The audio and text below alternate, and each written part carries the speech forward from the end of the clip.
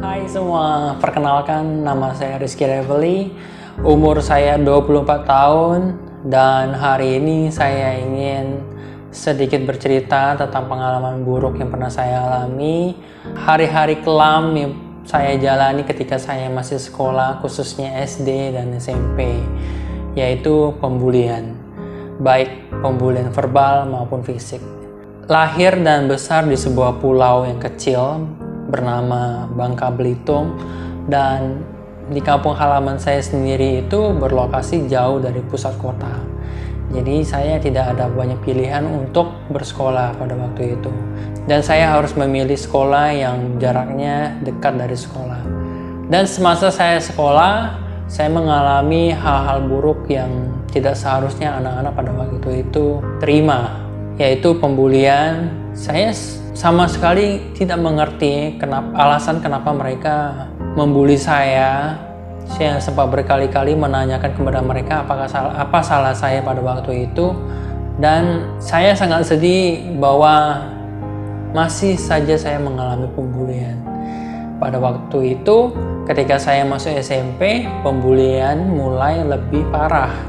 Saya dipukul, saya dikeroyokin oleh banyak orang, saya ditampar, pernah dipukulin, pernah ditendang. Saya pernah jadi, kalau di Indonesia bilangnya kacung, saya pernah jadi kacung demi menghindari pemukulan atau pengeroyokan. Tapi saya sangat sedih, pada waktu itu saya tetap masih saja dipukul, dan saya jujur mengalami depresi yang sangat dalam pada waktu sekolah. Sempat ketika waktu istirahat, saya tidak takut untuk keluar dari kelas, saya cuman bersembunyi di ruangan atau pergi kemana untuk bersembunyi, tapi tetap masih saja mereka mencari saya dan melakukan pembulian. Dari hal pembulian tersebut, saya sempat berpikir bahwa saya tidak ingin untuk melanjutkan sekolah. Sempat berkali-kali saya berpikir untuk menyakiti diri sendiri. Ketika saya pulang sekolah, saya selalu berdoa bahwa saya tidak ingin melihat hari esok. Saya ingin tetap di hari itu tanpa ada sekolah.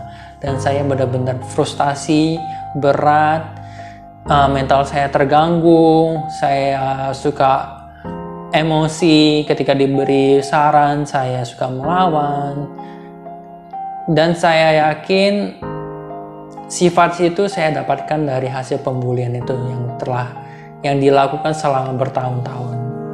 Ketika saya lulus SMP, saya bertekad untuk pindah ke Kota Batam dengan asumsi bahwa saya bisa merasakan kehidupan yang lebih layak. Dan pada waktu itu saya sangat bersyukur,